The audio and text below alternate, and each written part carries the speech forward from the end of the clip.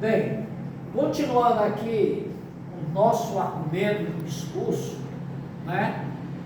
O nosso discurso bíblico, no caso é o sermão, né? E nós usamos aqui o contraditório entre a doutrina do pecado e a doutrina da salvação, né? O pecado chamava martiologia, da salvação de soterologia, né? Nós vimos lá a posição lá de Adão e a posição de Jesus.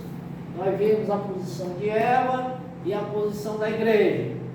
Sempre uma interpretação tanto sistemática, porque se refere lá a livros diferentes, e até ao Antigo e Novo Testamento, como também, não é, a questão da estrutura do discurso, né? Como Aristóteles estruturou e até hoje é usado, né? O ethos, o pathos e o logos, né?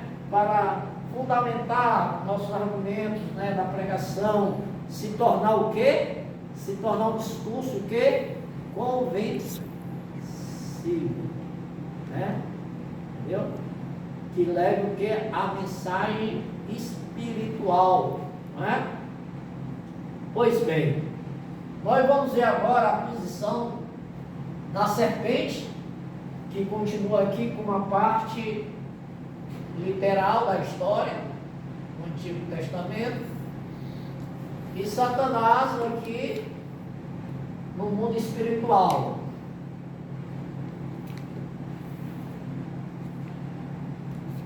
Né? Observe que Satanás, ele usou, materializou o engano dele numa serpente, né? Então, a serpente enganou a Eva, né? Satanás engana todo mundo. Leia aí Apocalipse 12, 9, né? Porque muitos dizem, rapaz, um pecou e todos pecaram, né? Porque o salário do pecado é o quê? É a morte, mas Jesus é o quê?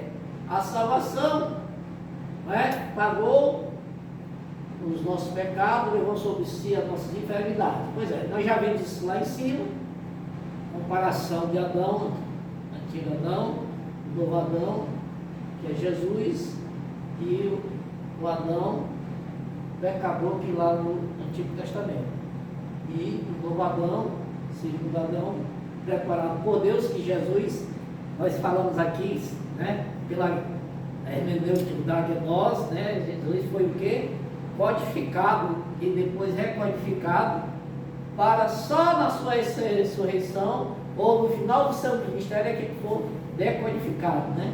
No mundo da transfiguração, né? No Monte Tabor, que ele estava lá com Pedro, João e Tiago, né? E aí eles viram a glória de Jesus. Jesus mostrou uma parte da sua glória, que trouxe ao tempo, resumido tempo e espaço, ali Moisés e Elias, né? Aí ele mostrou que pode trazer tudo à tona, ao presente. Mas vamos lá. A serpente, literalmente, animal, rastejante, enganou Eva, falando, né? Se ela experimentasse aquilo que foi proibido, né? Seria igual a Deus, né? Então, aí veio hoje o que? O Satanás, o mundo espiritual, que engana todo o mundo. Leia aí, Apocalipse 2, 12, 9. O grande dragão foi lançado fora. Dragão. Ele é a antiga serpente chamada de Diabo, Satanás. Estou mentindo não, viu? Que engana todo mundo. Está aqui ela, né? Está aqui ele, representado nela. Ele e Aquele seus é dragão, anjos foram né? lançados à terra. Lançado à terra, né? Ok? Então, a serpente é maligna e os pecadores é o que? Filhos do diabo, que é desobediente a Deus, né? Entendeu? A semente maligna aqui foi quem? Foi Adão e Eva. né? Que desobedeceu, né? E aqui no Novo Testamento, no mundo espiritual, é que os filhos do... Leia aí 1 João 3,10. 1 João? 3,10.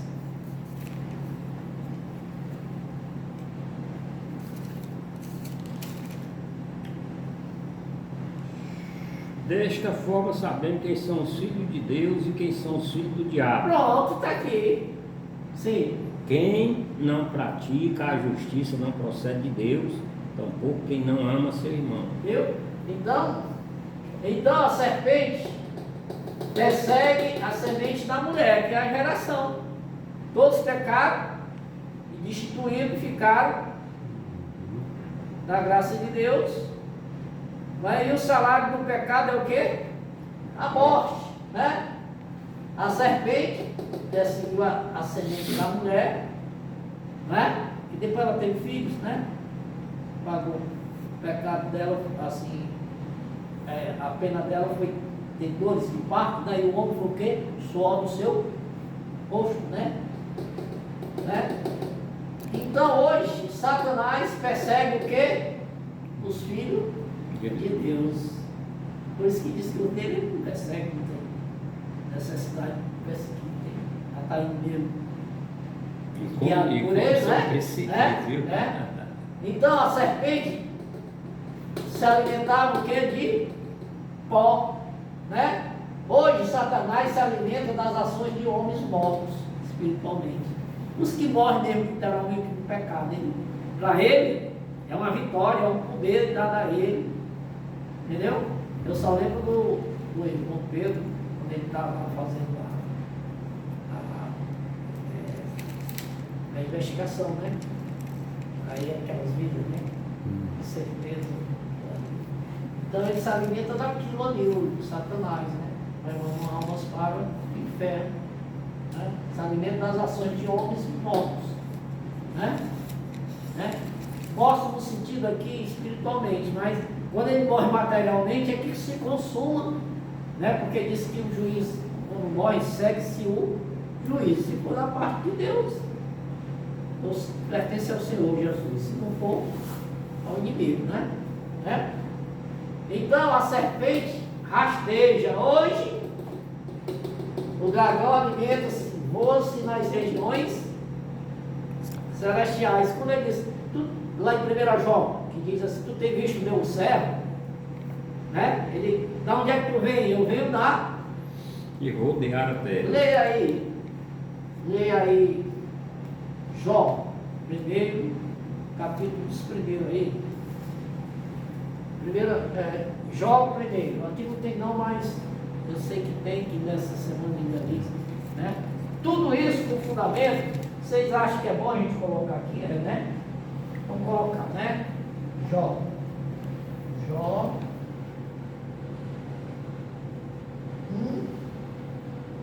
Agora tem que saber qual é o versículo que diz que eu venho de rodear a terra. Os filhos de Deus se encontraram, ele se fez presente. Jó, capítulo 1, versos 6. 6. Sim. 6, 7. 6, 7. Não, é só o 7. Sim. Ele diz assim, né? Sim. O Senhor disse a Satanás, de onde você veio? Satanás respondeu ao Senhor, de perambular pela terra e andar por ela. Enquanto que aqui as serpentes naquele tempo, né, literalmente, elas rastejavam, né? E ela foi o quê? Ela foi... Deus disse que ela se rastejaria, então ela andava antes dela ter sido usada pelo inimigo, né? Ela passou a ser pó depois que ela foi usada pelo inimigo, né? Então vamos lá. Então está entendido assim, não é? Aí, hoje, nós temos uma luta, o contraditório, né? Entendeu? Entre a ofensa e desobediência. Aqui são sinônimos, né? Aqui são, podemos dizer assim, que seria correlacionado, né? Pecado e desobediência, né? Vamos ler aí, Romanos, capítulo 5, versículo 12 ao 14.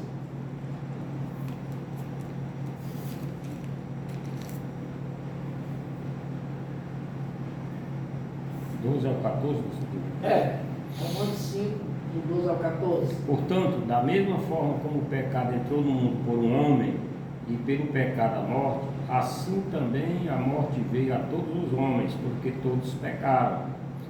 Pois antes de ser dada a lei, o pecado já estava no mundo, mas o pecado não é levado em conta quando não existe lei.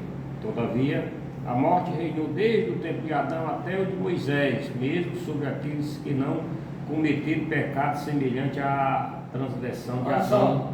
Ofensa e desobediência. Ofendeu o que? A Deus. Pecado é o que ofende a Deus ou a sua palavra. Pecado é isso. Certo? Pela desobediência do homem a Deus. E assim também quem desobedece a palavra de Deus, né, continua o que? Ofendendo a Deus. A santidade de Deus, né? Vamos ver aí, morte e ressurreição. 1 Coríntios 15, 21.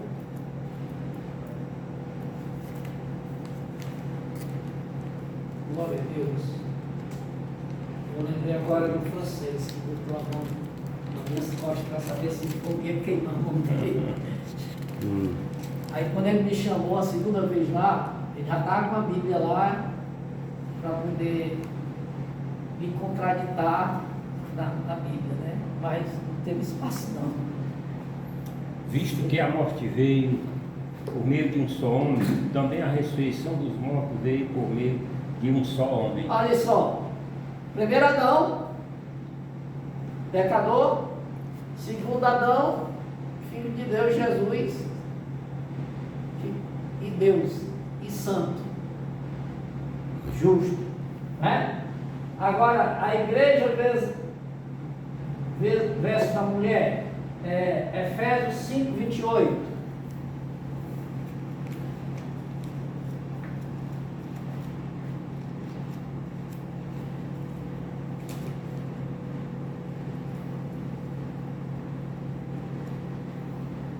Pois é, então, tudo isso aqui com um fundamento, né? Fundamentar, argumentando a pregação, né? A gente mostra, identifica o problema e mostra a solução, né? E em cima disso a gente cria o nosso patos, que é o que? Patos é aquilo lá que nós vamos despertar na pessoa a identidade com a pessoa, né? Ou o que nós chamamos de uma empatia, né? Aí mexer com a emoção da pessoa, né? Na alma da pessoa, né? Efésios 5, 28. Da mesma forma, os maridos devem amar a cada um a sua mulher. Olha aí, analogia e ao mesmo tempo uma metáfora e ao mesmo tempo o quê? Figuras de linguagem alegórica, não é? Figura de pensamento, não é isso? Que é uma figura de pensamento, e é ou alegórico, ou quando a palavra substitui outra para dar o quê? Uma ilação moral, né? Chegou o nosso grande e irmão Daniel, Pai do Senhor Jesus. Pois é, então, o seguinte, você leu aí? Já? Já. Da mesma Lê de forma, novo. da mesma forma, os maridos devem amar cada um a sua mulher como seu próprio corpo. Quem ama a sua mulher, ama a si mesmo. Olha só, a igreja, não é? É a noiva de Cristo, não é? Aí é a alegoria aqui, né? Porque Jesus é filho de Deus e estava como homem, não é? Ninguém vai casar com instituição, né? Mas aqui representando o quê? A Eva. A Eva no sentido contrário, né? Que a Eva pecou e a igreja espiritual ela deve ser santa, né? Ela é o quê? Ela é ensinada e corrigida, a igreja, né? Cujo cabeça é o quê? Jesus, né? Entendeu? Então, Cristo é o cabeça da igreja, né? Vamos lá. 2 em uma só carne. Vamos ver Gênesis 2:24. Olha aí a gente fazendo sempre uma interpretação sistemática. Vai lá no novo, volta no velho, sai do velho, vai para o novo, sai do livro, vai para outro. Então nós estamos praticando o quê? A interpretação sistemática, a hermenêutica, uma forma, ferramenta da gente entender e formar o nosso discurso, né? E ao mesmo entender, descobrir, né? O que é que representa essas figuras de linguagem, né? Sim. Por essa razão, o homem deixará pai e mãe e se unirá à sua mulher, e eles se tornarão uma só carne. Então, um com ele, né? Então, nós, os homens, temos o quê? Os atributos morais. Assim como Cristo tem com a sua igreja. A igreja deve ser o quê? Pura. A igreja deve reinar o quê? O amor, a longanimidade. São chamados o quê? Atributos morais. Que Jesus, né? Jesus lega para a sua igreja. Que igreja? Os atributos naturais, claro que pode ter, né? Você entendeu? Vamos lá agora. Eclesiastes 7:28.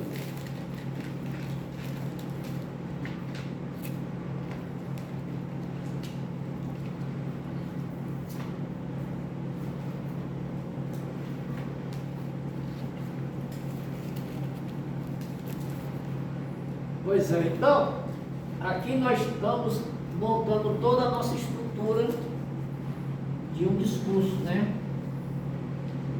A homilética, né? É a ciência do discurso, o sermão, em cima de tudo aquilo que nós estudamos sobre hermenêutica, sobre a própria homilética, né? Nós estamos usando aqui o método literal, ou o histórico, e o espiritual, que foi o profético. Olha aqui. Aqui é letra. Histórico, puramente letra.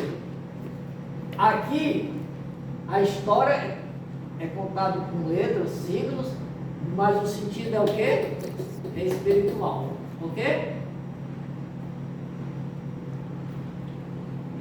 Então, você está atrás aí, Eclesiastes 7:28. Sim. A qual ainda busca a minha alma, porém ainda não a achei. Um homem entre 1000 achei eu, mas uma mulher entre todas estas não achei.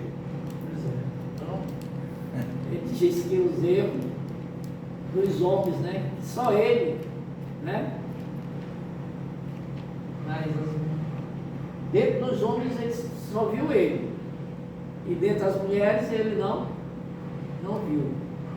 Né? Agora vamos arrematar e encerrando aqui essa homilética prática, né? Que é a ciência do sermão. Vamos ler Provérbios 4:18. Provérbios 4:18.